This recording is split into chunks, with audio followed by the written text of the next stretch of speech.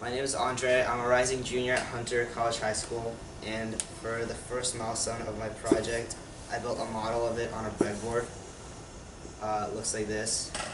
So my breadboard circuit continuously turns on one of the LEDs, whichever one is closer to north, kind of like a compass. And it's very useful for me because I can test my code very quickly concerning both the compass sensor and the what are going to be in the future vibrating motors. And the reason this is more effective is because with the vibrating motor, 16 of them, it's hard to tell when one of them is on or off or doing the right thing. But with an LED, it's immediately clear if it's on or off and if it's doing what I want. So the Arduino is the centerpiece of the circuit, and it talks to everything. So it talks to the lights via these 595 shift registers.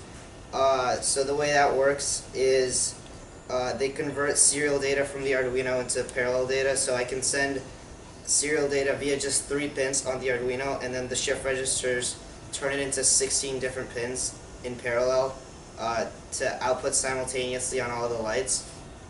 And something interesting about shift registers is that I can chain them such that when you add subsequent registers, you don't take up any more pins on the Arduino. So with the 3 pins, I can control 1 shift register for 8 LEDs or 100 shift registers for 800 LEDs. It takes the same amount of pins. Very efficient.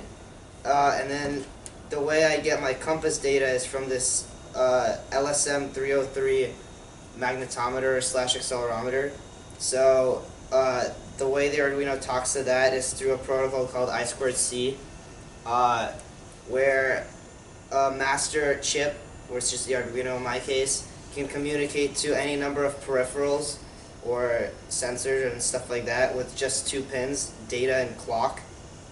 So that's these 2 right here. So it's getting a heading from the LSM 303 from 0 to 360, which represents how it's offset from north.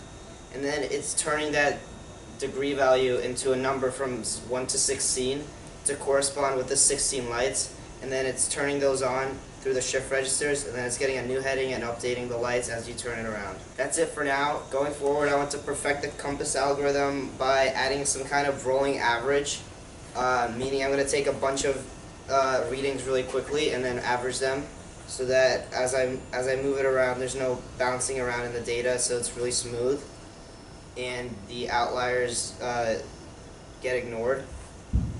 And once I'm happy with the software on this circuit, I'm going to start building my actual headband with the motors and start testing it. And yeah, thank you.